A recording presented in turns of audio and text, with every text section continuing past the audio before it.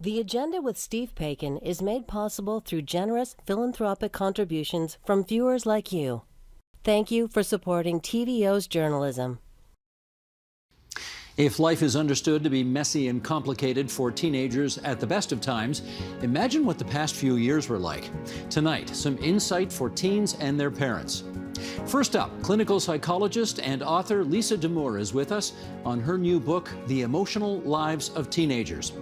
Then we'll confer with mental health experts about what kind of help young people might need and how to get it to them.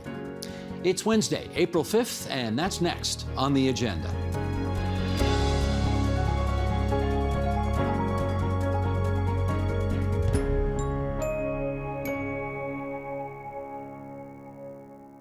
Every teenager is, of course, different, but it's close to a universal given that life between the ages of 13 and 20 can be absolutely tumultuous for everyone involved. Lisa Damour is a clinical psychologist who's written several books aimed at helping teens and their parents manage the transition from child to adult. Her latest is called The Emotional Lives of Teenagers, Raising Connected, Capable, and Compassionate Adolescents. And it brings Lisa Damour back to our airwaves tonight from Cleveland, Ohio. And it's really good of you, Lisa, to make some time for us again. Thanks so much. How are you doing? I'm great. Thank you so much for having me back on your show. I love your show. Oh, I appreciate that so much. I want to start by following up on something that we actually covered on this program a couple of weeks ago. There was a Canadian study that was sort of taking a good, long, hard look at how teens had done through the pandemic and in terms of their mental health. And I think the shocking thing that emerged from this study was that they discovered that teens were a lot more resilient than they thought they would be. There were mental health adverse effects, but that teens had bounced back. And that surprised a lot of people because, of course, other studies that we've seen in the past say that this whole last few years has been an absolute disaster for teens in particular as it relates to their mental health. I want, knowing you're going to be on this program, I want to get your impression. What say you on that? So what I would say is that for a lot of teenagers, when life returned to normal, when they were able to go to school, when they were able to see their friends, a lot of them actually got right back on course, sort of returned to their normal developmental trajectories. And a lot of them were just so happy to be back with their friends and their teachers and their coaches that they embraced it fully. There are, however, a subset of teenagers who suffered tremendously through the pandemic and then have continued to suffer after the pandemic, or who ran into difficulties during the pandemic that have been very, very hard to recover from. So the truth is, it's a mixed picture. Some teenagers, a lot of teenagers, are doing really well and thriving, but we do, without question, have a higher number of teenagers that we are concerned about now than we did before the pandemic. Yeah, mental health got on everybody's radar in a way that I suspect it hadn't before the pandemic started. And a lot of teens are now, I guess, self-identifying, self-analyzing their mental health issues.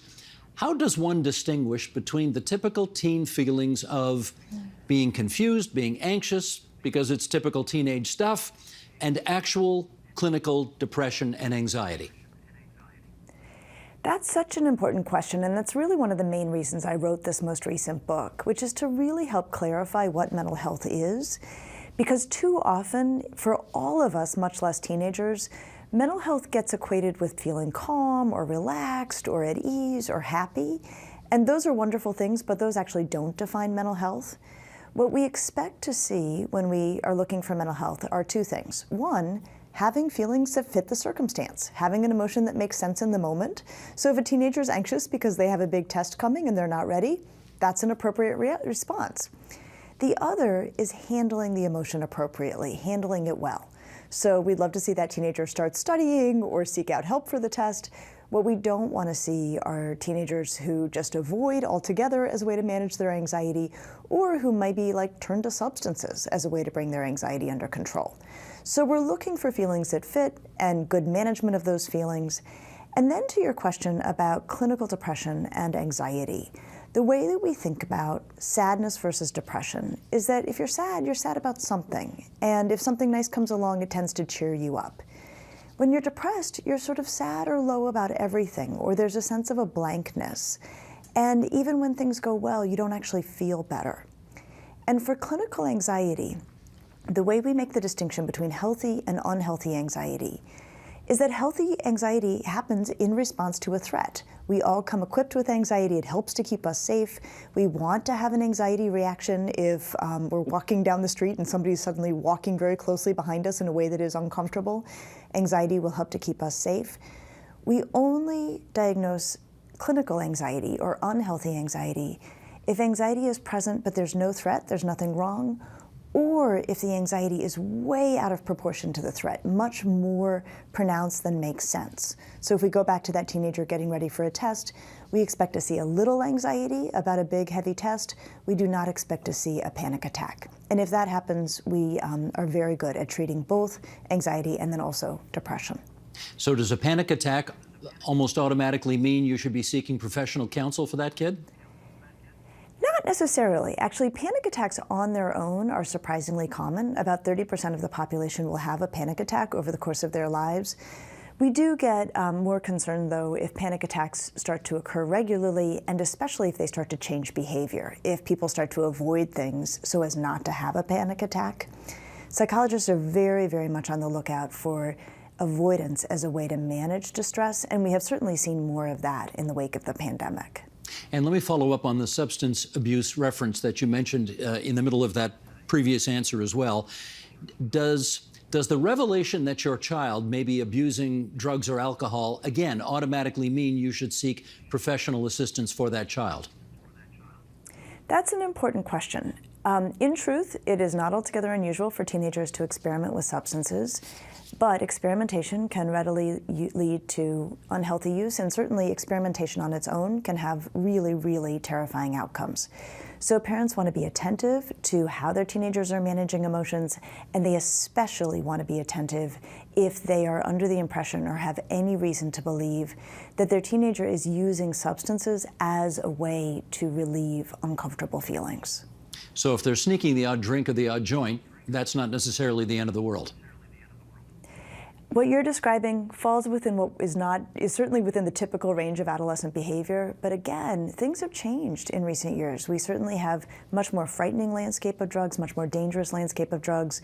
So the key on this is for parents to be having good conversation, open lines of communication with their teenagers about substances, about keeping themselves safe, really at any level. But in truth, it is not altogether unusual for teenagers to do some experimentation. Again, safety is the key. Mm-hmm.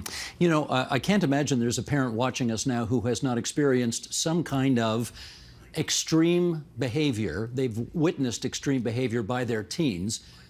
But I bet there are lots of teenagers who have witnessed extreme behavior by their parents as well. So can we establish off the top, is teenage extreme behavior, generally speaking, worse than adult extreme behavior?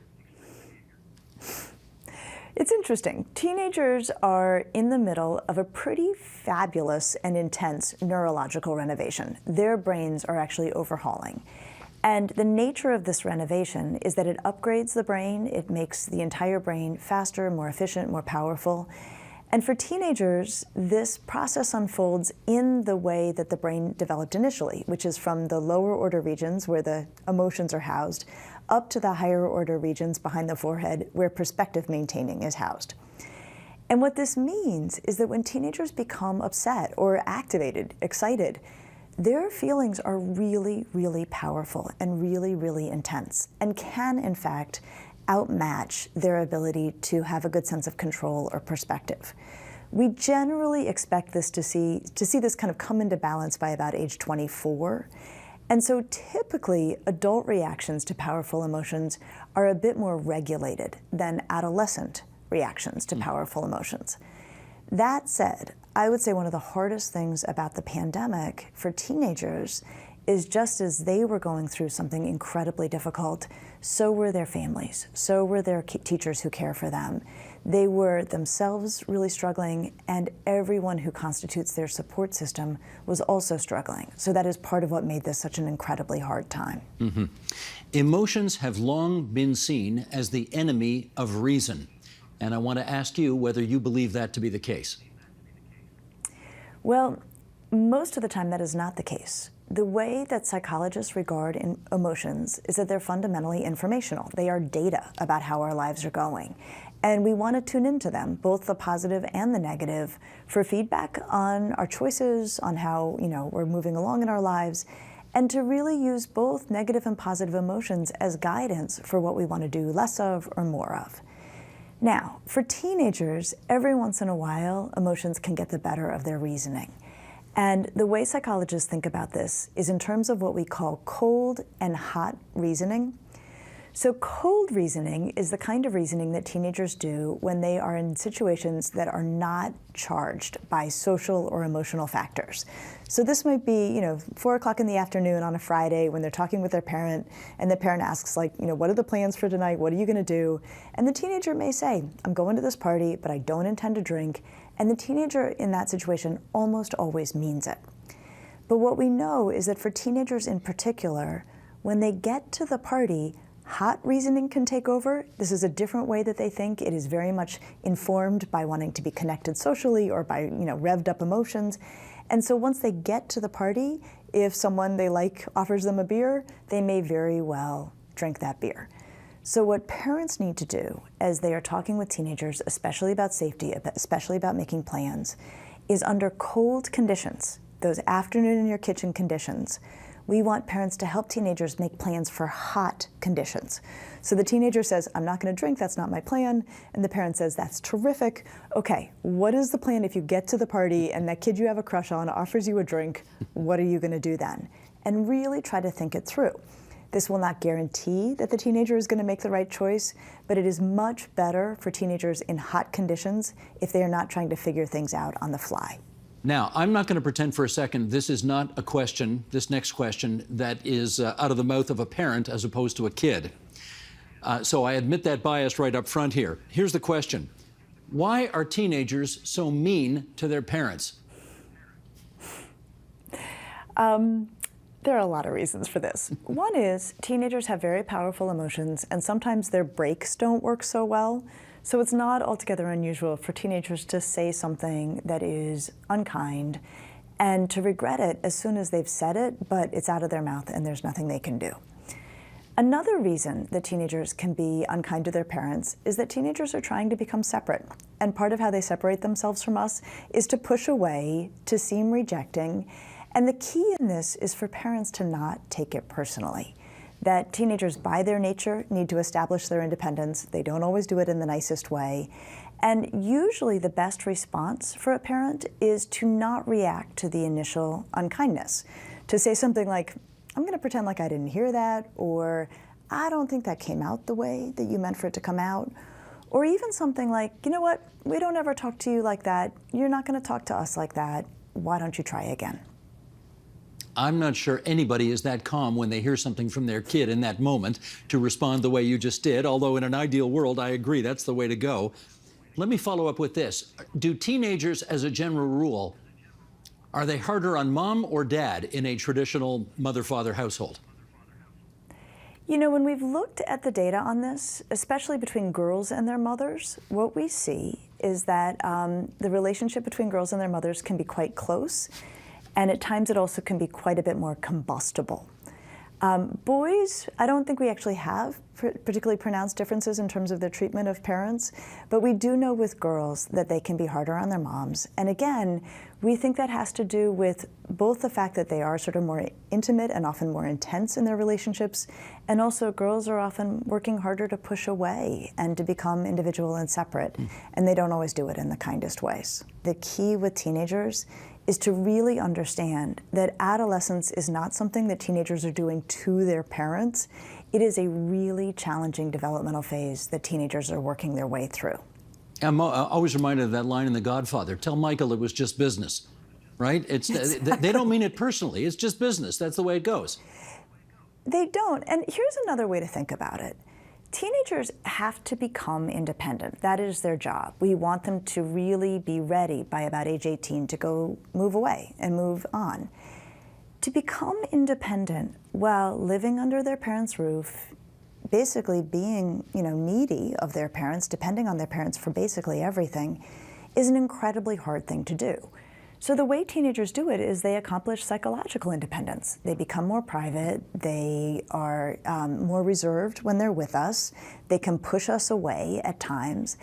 And if adults who are around this can appreciate that this is a tricky thing, to become an independent person while being dependent on the adults in the home, I think it can make it easier to not take it personally. It feels sometimes in my first-person observation like mom is not necessarily all that invested in creating a child who's ready to move out at 18 and become very independent, where dad may be more comfortable with that notion. That's not a first-person observation in my own situation, but I've seen it with many others. Is there something to that?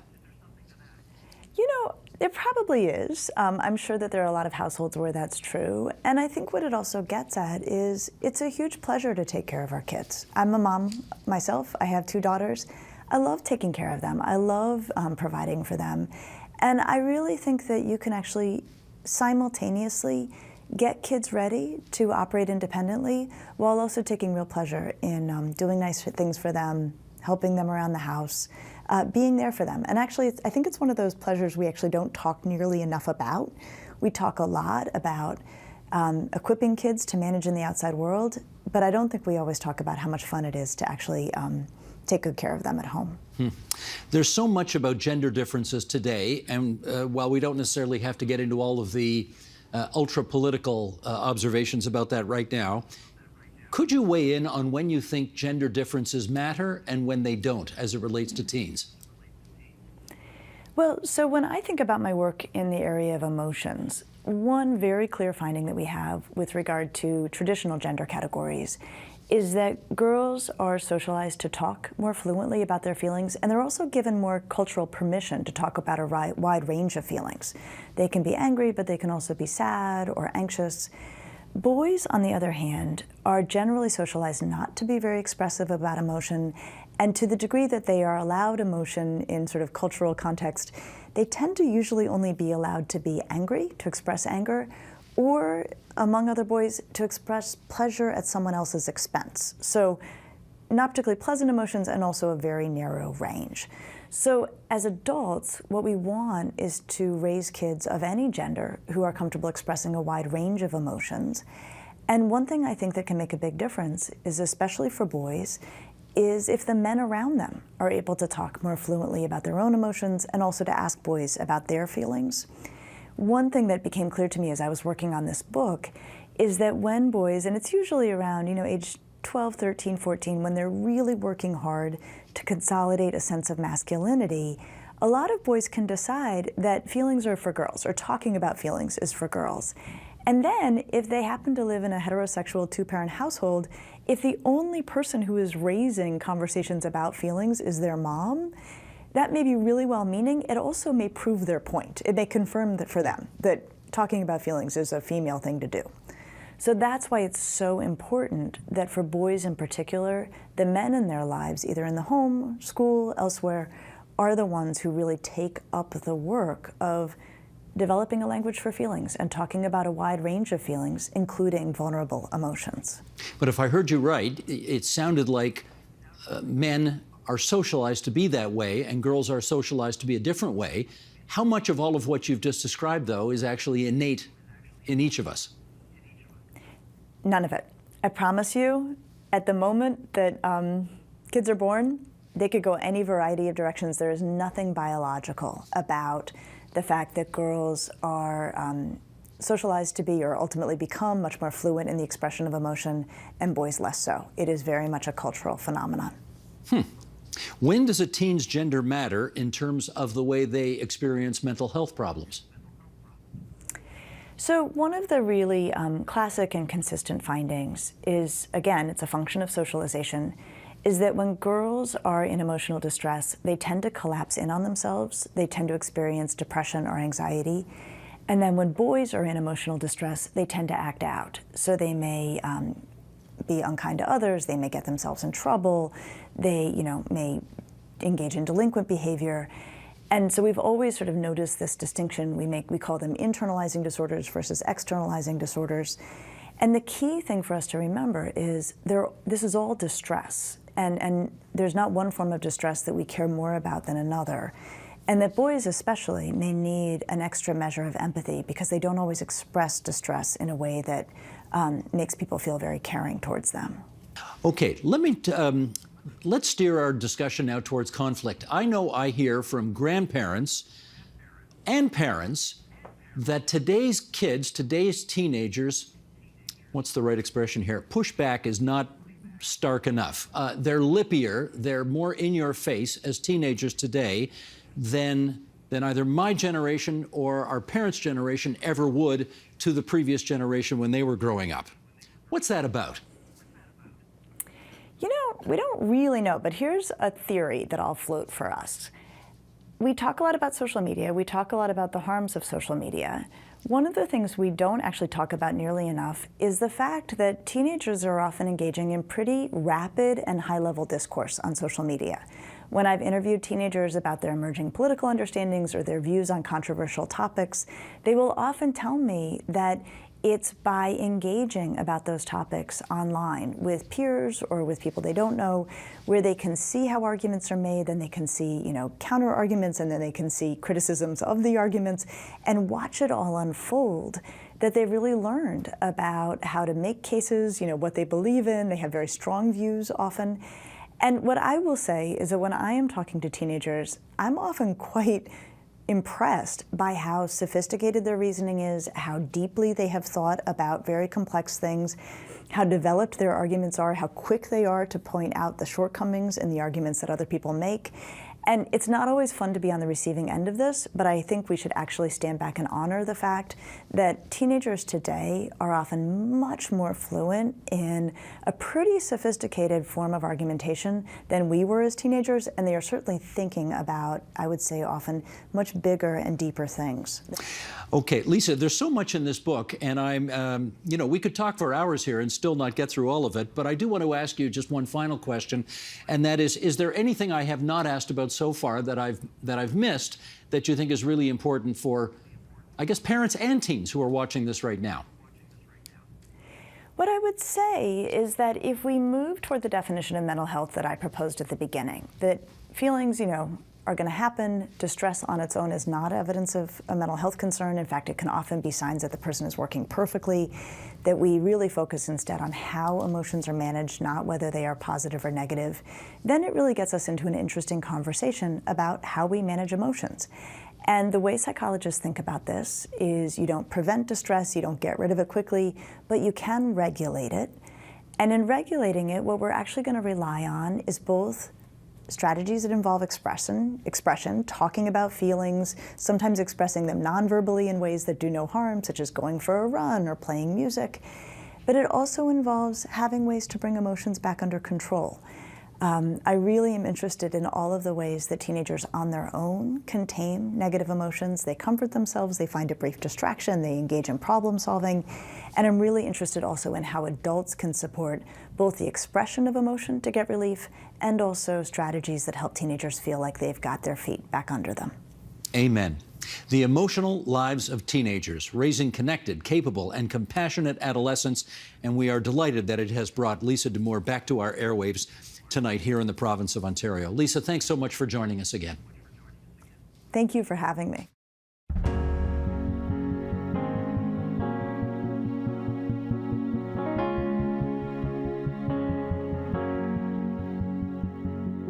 Study after survey after news report all seem to agree. Teenagers want and need better access to mental health services.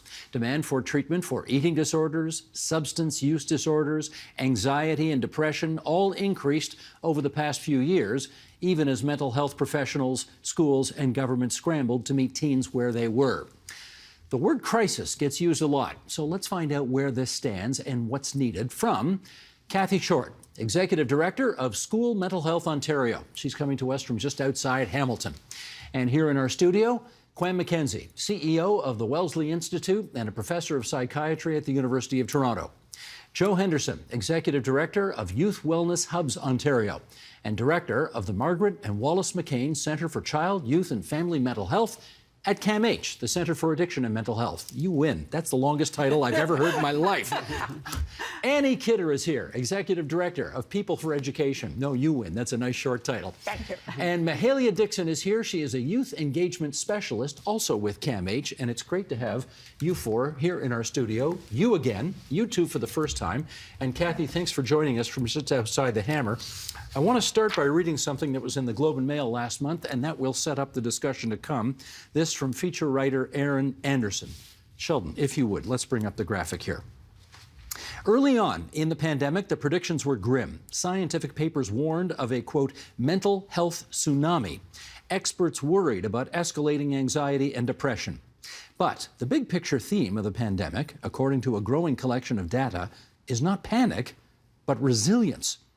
As a new international study led by Canadian researchers and published Wednesday in the British Medical Journal suggests, humanity has, for the most part, quote, made the best of a difficult situation.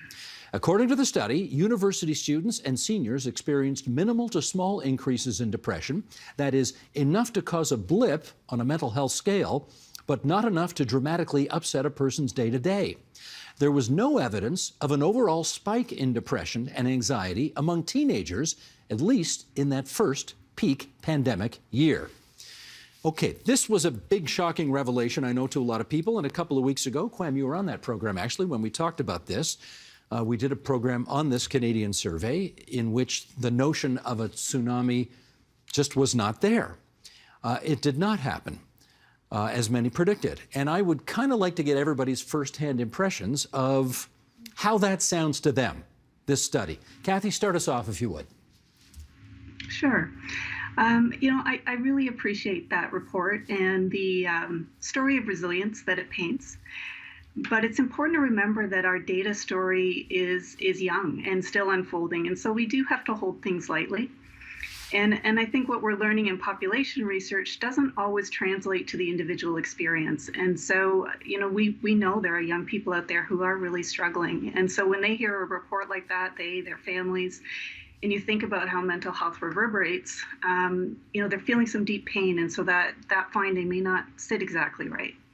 So I think if there's, the way I look at it is, there's one thing that we've learned in the pandemic is that we really can't be thinking in universals. That while we had some common experiences in the pandemic, it landed differently for different people. We all experienced some hardship, but for some there was more loss, more grief, more challenges, more strain. So depending on circumstances, I think we have some young people who are actually managing okay. We have some that are experiencing what I would say is more distress than disorder, and we have some kids who are really struggling. Okay, So, let me jump in there, line- and I'm going to get some Sure. reaction here in the studio as well. Annie, to you first. What are you hearing from the school systems?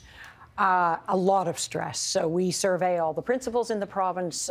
We put out a report a few weeks ago where they definitely said, compared to the beginning of the pandemic, where COVID was the struggle, that to them the biggest challenge now was kids' mental health and staff mental health, and that they didn't have enough access to resources, and that the system itself was strained. It's an education system. It's not a healthcare system. So they were having a hard time accessing mental health specialists. And that it was adding to a level of stress in the school. But the comments in the survey were amazing in terms of the principals saying the increase in behavioral problems, in self-regulation, and in kids in real distress was huge. And they were worried that the world thought everything had gone back to normal. And they went, everything isn't back to normal. And we really want to be able to help these kids, and we don't have enough help to do it. Joe, from your standpoint. Yeah, well, I mean, I think it's interesting the use of language such as resilience is a little bit problematic from my perspective. Okay. You know, in part, we're expecting young people to adapt to change, and really we need the systems to adapt. Right. We need the systems to adjust and create sort of less stressful environments, as well as supporting young people to cope more effectively. As long as we have systems in place that are not reflective of the needs of young people, then we're situating them in contexts that are likely to lead to stress, distress, and as Kathy said, higher levels of disorder as well. Quam, are we in the midst of a teen mental health crisis in your view? I think that it's I wanted to congratulate the people who did the study. I thought it was a great study. The thing about the study was it was a study of the whole world. And everybody, as Kathy was saying, experienced it differently. If you look at the Canadian data, or even further, if you look at the Ontario data, it's very different. So in 2019, school surveys, 21% of kids had mental health problems. 2021, 26% had mental health problems. 60% were saying that their mental health had been affected by COVID. And also, and very worrying, 1 in 5 kids in 2021 said they had deliberately hurt themselves in the last year. How do you define that? Well, it's deliberately hurt. I mean, people scratch themselves, some people are cutting, but it's not trying to necessarily commit suicide. It's sometimes trying to relieve tension by hurting yourself, by scratching yourself, by cutting yourself to relieve anxiety and depression. This is worrying. So we could talk about whether there's a post-COVID tsunami, not that we're post-COVID, or not. But we have significant issues in teen mental health that we haven't dealt with. Yeah. Okay. I've purposely left you to the end because you're the youngest among us, and you have your contacts on this story in a way that perhaps others don't. So why don't you share where you think we're at on this right now? Yeah, I mean, I think as folks have already said, there's a lot to be said when it comes to young folks' mental health. And when thinking about data specifically, like data, of course, not negating how important it is incredibly important, but it's also equally, if not more important, to be looking directly at what young folks are saying, right? And what we're hearing is that young folks are saying, I'm struggling, I need support, I'm not getting the services that I need, or the services that I'm getting, they're not really matching what I'm experiencing, right? And of course, we know that the experiences of young folks also change tremendously, right, as they age, and especially during the pandemic and so much societal change as well. It's impossible to sort of keep up for young folks in certain ways. And so despite the fact that, overall, some folks are thriving, some folks are doing really well, some folks are also struggling. And it's important that we're looking at things at an individual level, not just at like a global level or a larger scale level, to get a real picture of what's happening for young folks' mental health. That's a point that's clearly emerging as we make our way through this whole thing. Joe, I want to follow up with you. How do you tell the difference between what's just typical teenage angst that everybody goes through when they become a teenager, or what is something deeper and more profound, perhaps related to the pandemic? Well, I guess I would ask a different question. And that is... You didn't like the question I asked? Who deserves support? And from my perspective, it actually doesn't matter how I define, is it this or is it that? Where on the continuum is it? What's critical is, how does the young person feel? What are they saying they need? And how are we responding as adults, as systems? I think that's the critical question. Once we create opportunities for young people to connect, we get to know them, we can engage with them, then we have an opportunity to understand what's really going on. We can start to differentiate between, is this a need that's arising in the moment that we can respond to sort of briefly and support a young person? Is it a challenge that just exceeds their coping capabilities and a little bit of investment will support them? Or is it something deeper, bigger that's emerging in the context of something that'll last for longer? And we can adjust what kinds of services we offer in response to that. But the first and most important question to ask is, how are you doing? What do you need? I take your point. I'm going to see if I can come up with a supplementary question here that will meet with a little more favor. And Kwam, I'm going to put it to you, which is, I understand that if you're a kid and you're in trouble, it kind of doesn't matter if you're in trouble because of A or B or C. Could be something related to your family, could be something related to the pandemic, whatever. But do you make a distinction, or should we make a distinction between those who are just suffering from what you might call typical teenage angst versus something you picked up in the pandemic?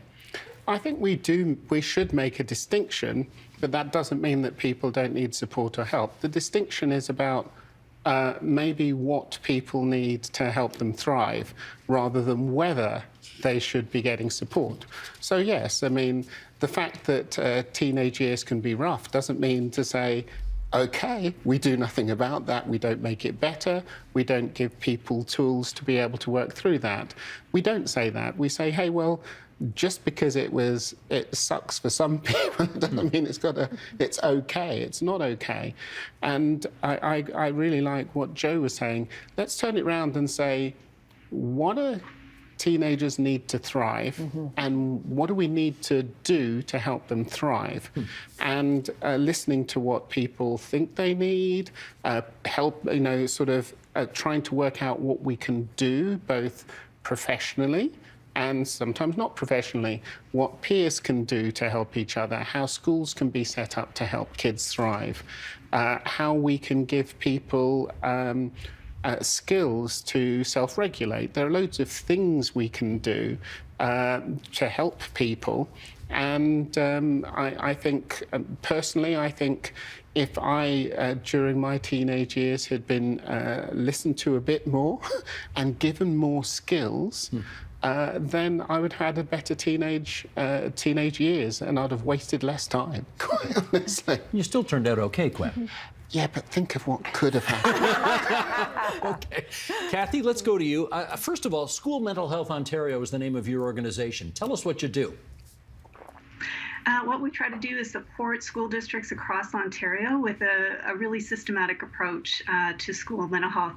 As you can imagine, it's a very complex thing. And what we try to do, and sort of going back to the first question, is when we think about sort of this idea of crisis or tsunami, sometimes that leads to simplistic solutions. And really, we need to be thinking deeply about what young people need. So I really like where this conversation's going, really breaking it down. So what does every student need in terms of their skill development in the classroom every day? What kind of mental health literacy do they need so that they can identify for themselves whether they're experiencing something that might need some help? How do we help teachers? How to reduce stigma?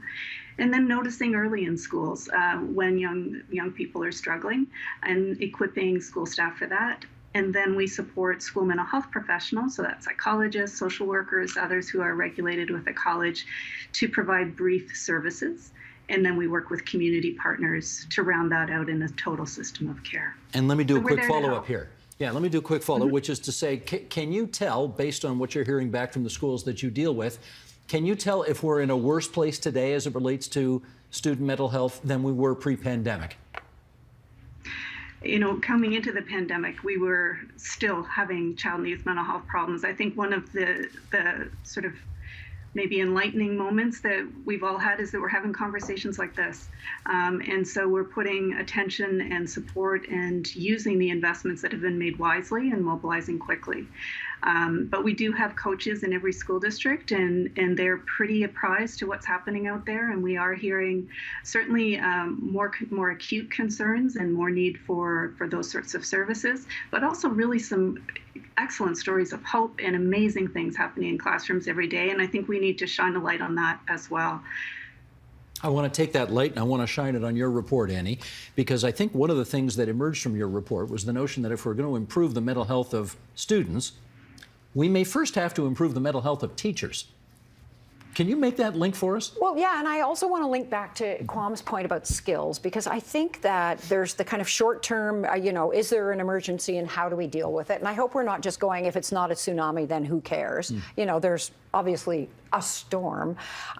So there's two parts to this then. If we think about the skills and if we think about what we should and could be doing in the education system to recognize these as teachable, learnable skills that start from early childhood and go up all the way through the system, and that are not little add-ons, not a little square on the curriculum going, you should look at social emotional learning too, but actually understanding them as serious so that when you hit a crisis as a young person, hopefully, not everybody, you'll have more skills to be able to deal with it. You'll understand how you're feeling. You'll be able to communicate how you're feeling to other people. You'll know if you need help, which is a really good indicator of whether or not you have those skills that you go, I'm actually in trouble now. I need to go to somebody to ask. So there's a long-term thing here that hopefully we're learning from, which is a significant change needs to be made in schooling so that we deal with partly an inequity here because some families can go access help, have more wherewithal to kind of have these conversations at home. And I'm not saying teachers should become mental health experts or deal with mental illness, but it is important that we're thinking about what needs to change in the system. But yes, another part of the report that came out was that there's a lot of stress among all school staff, too. They also have gone through a pandemic, but they also felt there wasn't enough staff support, so that then you've got kids who are really struggling, and less access to staff, then more staff going, I'm in a crisis, I'm going to take a leave, less access to staff, more kids struggling. So there is a kind of just spiral. One principal called it a downward spiral that takes place. But to me, that skills piece is a key long-term piece here, where that shouldn't be something that only families with the kind of only certain families have access to. Would you make that connection between improved mental health for students needing to start with improved mental health for teachers? I would like to see both simultaneously, but absolutely. We know that the mental health of young people is affected by the mental health of the adults who surround them in their lives. And school, of course, is a context within which many young people, most young people, are engaged at younger ages. And so ensuring that teachers and other school staff have their own skills around mental health, their own literacy, and the supports in place to support their mental health will be an important piece of moving forward. Can I get you on that, Mahalia? I mean, we seem to want teachers to be experts in so many different things these days, beyond just reading, writing, and arithmetic, so to speak. Do you think they can be experts in, maybe not experts, but how big a piece of the mental health solution for students are teachers in the first place? I think they can definitely play a significant role, right? But I think there's also a distinction between capacity and expertise. Right. And I think that it's important that we're talking about capacity here, right? Like we definitely don't want to put too much pressure on teachers, and then they'll just crumble, because they already have so much on their plates. But it means that they have the capacity to identify different things in their students as they see them. They spend the most time with their young people, right? Even more than their parents a lot of times. They should be able to identify it and then link them to other services, whether it be more guidance counselors in schools, counselors in schools, psychologists, and then also linking them to community resources as well. So for me, when I see teachers, it's that liaison role, right? That be able to, okay, I see my student is struggling, how can I help you? And maybe I can help you by linking you to this other resource with other folks who are experts, right? And who do have the capacity, the time, the energy, and the resources, really. Like resources is the key thing here as well, to support these young people in their communities, right? So that way they're not going out of their communities, they're not going out of their comfort, I guess, to access services, and instead they're getting what they need as it's coming to them. Let me pick up on that. Joe, I guess we'll go back to first principles here. Should the school be the hub of a student or a young person's mental health experience? Schools have a really important role to play. And community-based services are essential. So our most vulnerable young people, for example, may not be attending school. School may not be a place that feels comfortable for them to attend, and certainly not to receive their mental health services. So we really need options. We need options that reflect where expertise sits, where young people are and need to be and want to be. And so that's going to include schools, but it's also going to include community. Let me get you on that, Quam. What should be the hub where students can get those mental health services? Well, I think that we have just gone through a tumultuous time. Everybody knows that COVID has been difficult for people's mental health. And it's not clear to me that we have a plan of how to deal with some of the people who've been most affected, who've had their lives significantly interrupted. We don't necessarily have a catch-up plan for their education. We don't necessarily have a catch-up plan for their social development and their mental health development.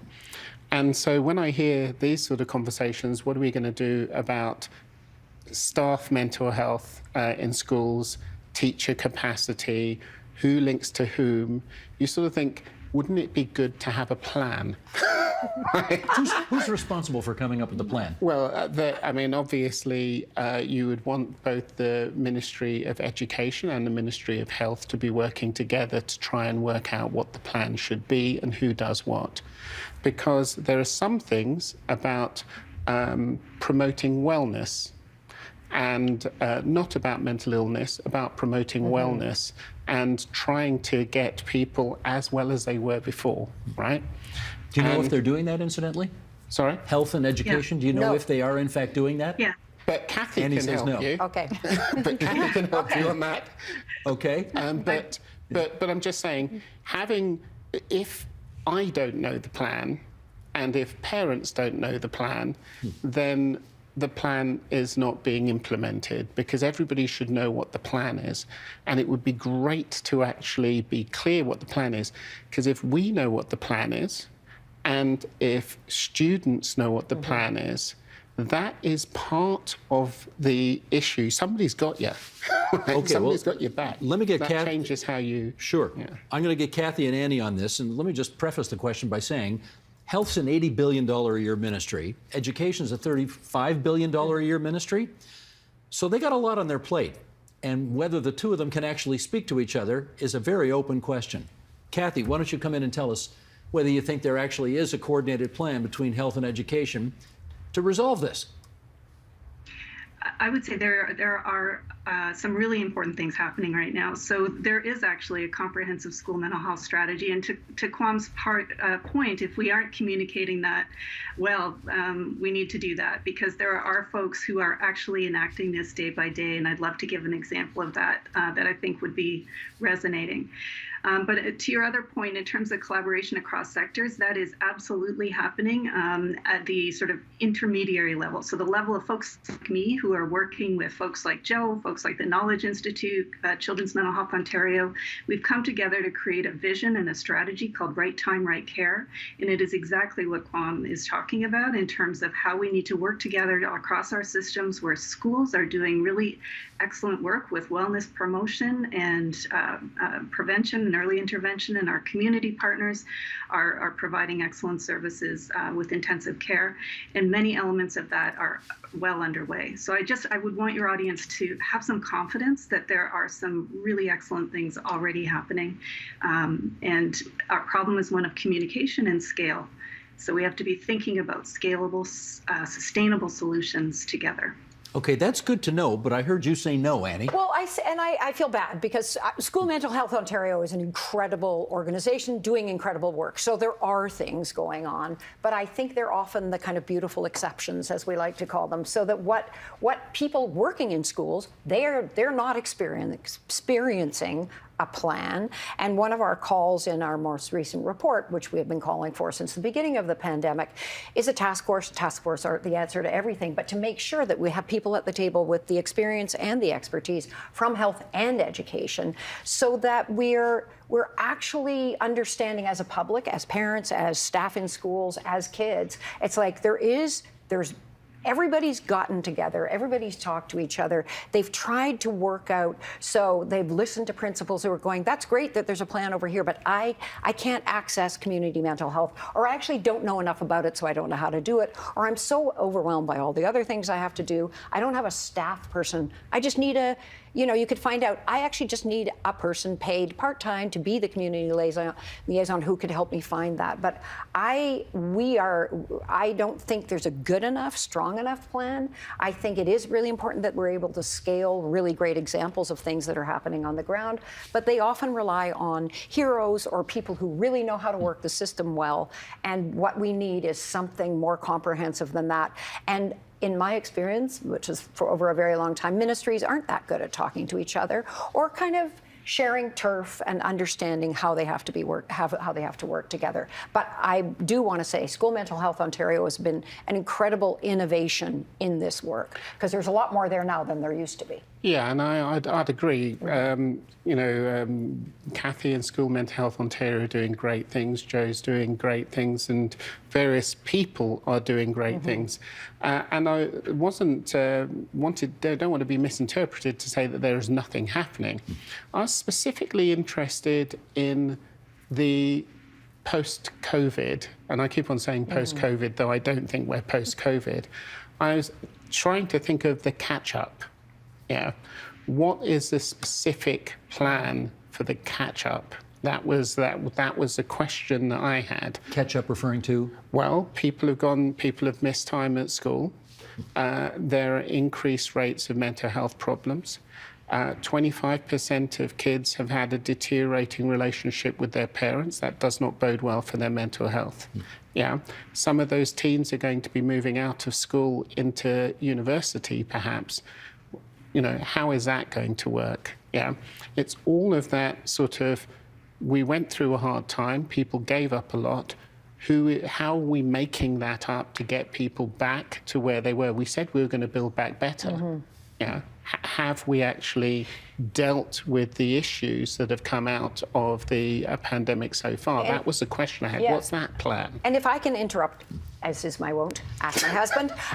It's exactly that. The principals are they're going, things aren't back to normal. Don't just go, yippee, that's done, because things are not back to normal in school. So what is the plan? And it's a kind of, and it's, we talk a lot about learning loss, but we're not talking about catch up in a more global kind of way. And I think that's why there was a kind of cri de coeur from principals going, something's going on here and people aren't paying enough attention. Well, Joe, let me go to you on that. Yes. What does a catch-up plan look like? Absolutely. Well, I want to sort of jump off of something Kwam said, which is just the importance of thinking not just about one piece, but in fact thinking about the whole picture. And when we talk to youth, when we partner with young people and the kind of work that Mahalia does to support us in doing that, what we hear is young people say, I'm not divided up into health and mental health and substance use and education and family relationships. It's not all separate.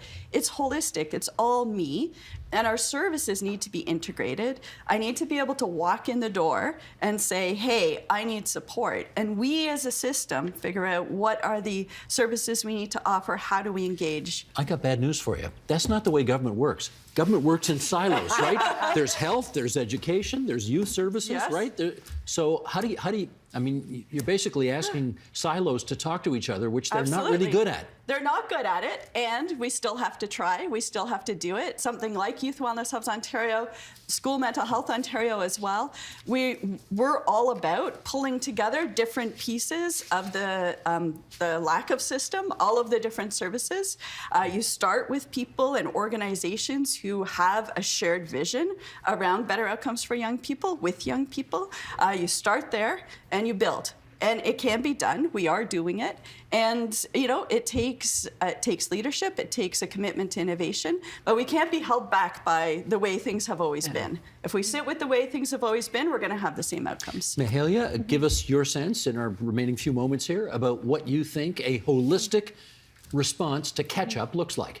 Yeah, I think first of all, if we're asking young folks to adapt to chaos, then I think that services can also learn to adapt. People with decades of experience can also learn to adapt at the same time and can probably do it even better, right? Than young people this is your first time going at it.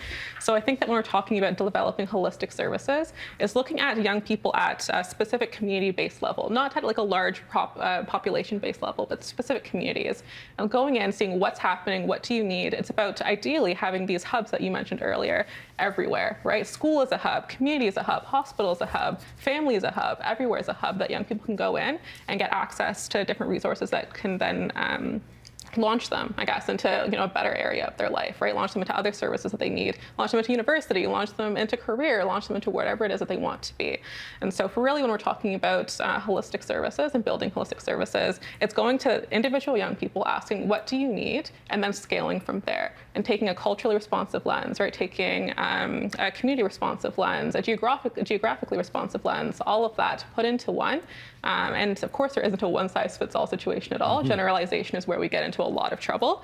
But it's taking care and taking time and being mindful in creating these services by young people and listening to them and their desires and what they're explaining as what they need for services. Kathy, I think I need you to weigh in by telling us what the consequences are if we don't get this right.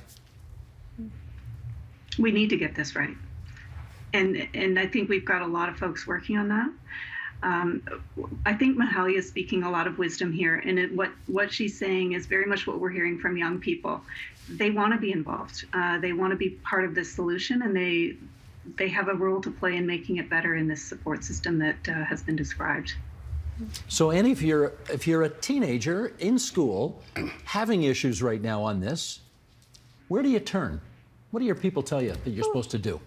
I think hopefully you can turn to your teacher, the actual, the grown-up that you see the most, and hopefully your teacher will have enough knowledge and skill to be able to go, I actually think you need to go over here, talk to the guidance counselor, whatever. There still is that hard problem of, I can see you do have a problem. I'm not sure if you're going to find the resource you need. But I think that right now what's important is that we have systems, which are hubs, that say we want to hear from you. We want to have this conversation. And there are, after we put out our report, there were two principals who talked, who I think were both in Toronto, who had incredible centers in their schools. They had a wellness center. You could go there. You could find somebody else to talk to. So there is attention being paid. I think we are past the kind of, hopefully, the kind of stigma as a problem. So stigma is less of a problem, but now it's resources. So people understand that this is not some weird thing that happens to somebody else. I'm not pointing at you, Kwame. I wondered what that was. It's not some weird thing that just happens to Kwame. But that we all struggle at various times in our life, and that it's important that we're paying attention to this and being, articulating this in the system. You know what I got to say? What? For a show about a really serious topic, we've had way too much fun out here today. But anyway, maybe that's good. It is. Mr. Director, I want to be able to thank everybody for coming on our program tonight, and I'd love you to tell me where you want to start. Okay. Bring the boxes up if you would. There they are in the top right corner. Kathy Short, School Mental Health Ontario. Thanks for being there for us on the line from the Hammer. And in the bottom left-hand corner, Joe Henderson, with a title too long to get into right now. Let's just say Youth Wellness Hubs Ontario. And Mahalia Dixon, CAMH, Youth Engagement Specialist. And then over there on the other side of the table, The weird guy. Exactly. Quam McKenzie, Wellesley Institute, University of Toronto, Annie Kidder, People for Education. Okay, that's it. Get us out of here, everybody. Thank you.